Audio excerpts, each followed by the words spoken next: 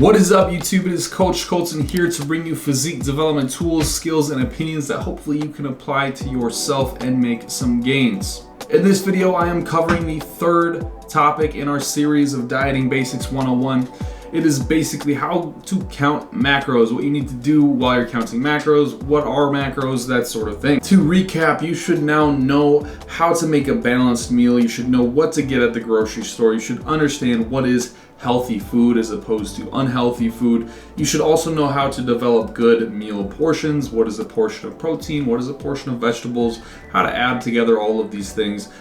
You should be at a point that can take you very, very, very far. You honestly do not need much more than just this basic knowledge to take you to the next level in your life where you're sustaining a healthy lifestyle. To get the most out of your diet, it is essential to count macronutrients, and this is what this video will be about, is how to count macronutrients. Knowing how much you're eating is very important. You have to understand this to fluctuate your weight, but it's also really good to make sure you're on track with what your nutrients is recommended to be for a daily basis. It's also super important because it kind of takes the guesswork out of things. It's a lot less stressful to say, hey, I need to get 30 grams of protein in this meal. I don't need to just guess how much and if I'm eating enough and what I should eat and what recipe I should use. You know, hey, I have these macronutrients. I should probably aim for this in this meal, and that would be good for the day. And so you don't have to say, do I do 8 or 6 ounces of beef, or do I do 1 fistful or 2 fistfuls of veggies? It makes this process a lot simpler, as well as it allows you to plan your meals with precision ahead of time. It allows you to know what macros are going to be in your meals the day in advance, the week in advance. You are more prepared. It also allows you to control your weight, as I mentioned, lowering it or increasing it by changing the values of certain macronutrients. Now, portion tracking does indeed work, and I do not want to take away from this at all. That being said, it is not the best form to be optimal. Eating in a portion-controlled environment really does not define what more or less is. When someone says, hey, maybe you should eat less to lose more weight, what is less? Do I remove protein? Do I remove carbohydrates? How much of these things do I remove? Am I getting enough in the first place to encourage weight loss? These are the questions that will be answered as long as you're counting macronutrients. And portion control is great, but the psyche can get involved in portion controls, especially when you get hungry. And so counting macros is crucial to getting a precision into this science. So how do you count macros? What are the methods? Well, I personally really enjoy counting the labels. It is really easy for me to do. It's kind of my thing. I'm a nutritionist. I coach a lot of people to do this sort of stuff. And so reading the labels is really fun to me because I get to see the ingredients as well as the macronutrients, as well as some of the micronutrients labeled on the back of items I buy.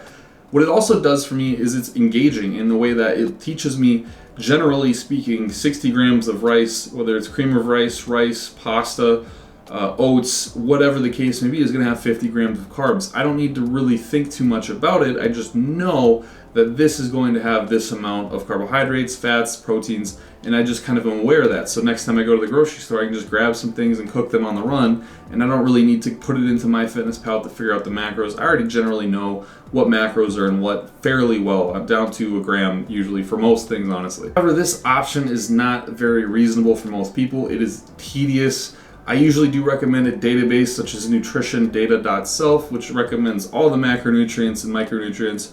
Nutritionix is another great resource. It's a great website that has a lot of accurate and valid information.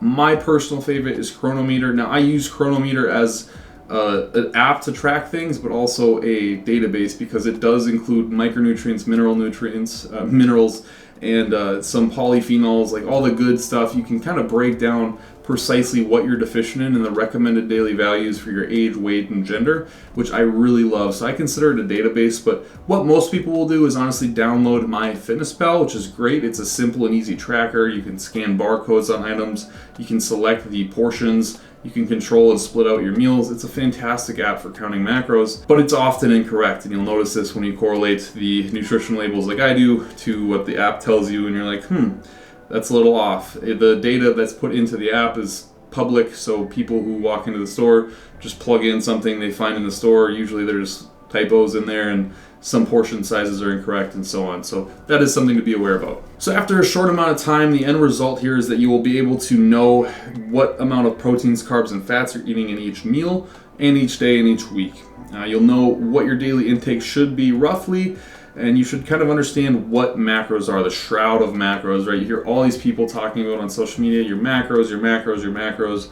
This meal has this macros. You'll understand at this point what they're referring to when they talk about macros. In your mind, you'll be able to picture the portion sizes, the calories, the amount of proteins, and all those good things. At this point, there's no need to change anything. You don't need to change a single thing. Keep your portions, keep your current intake. Don't change or adjust your calories. Just start learning the macro process. It should take a little bit to kind of get comfortable with this thing and understand really how much you're eating. You don't need to change anything calorically.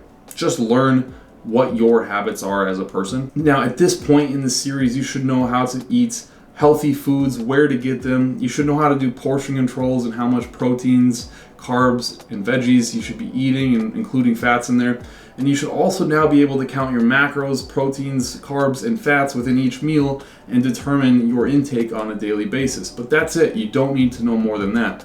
In the next video, we will be covering the changing of macros. We'll discuss how to change macros for certain outcomes and what that should look like, how much of what you should eat, and all those good things. This has been another video, guys. If you enjoyed, please like, comment, and subscribe. It does help me so much when you comment. I really do appreciate it. And if you're new here, thank you for watching this entire video.